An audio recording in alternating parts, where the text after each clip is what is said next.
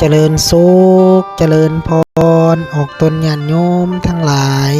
มื้อนี้ข้าน้อยอาตมาภาพพระอาจารย์บุญเกิดภิกขยโต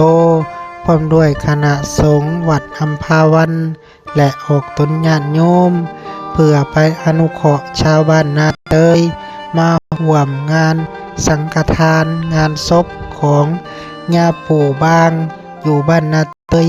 เมืองจำพรแขวงสะวรรณเขต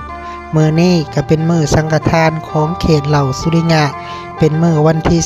28เดือน1 2026ส่วนงานฌาปนกิจศพแมนวันที่31เดือน1 2026ให้เลื่อนมาเห็นคลิปนี้จงฝากกดไลค์กดแชร์เพื่อให้หมู่เพื่อนได้เห็นให้เลื่อนมาเห็นก็ขอจงมีแต่ความสุขความเจริญหายทุกข์หายโศกหายโรคหายภัยหายพยาธิโรคาปรารถนาสิ่งใดคอยไปโดยชอบประกอบด้วยศีลด้วยธรรมมีแต่อายุวันนะสุขะภระมันยืนเด้อสาธุ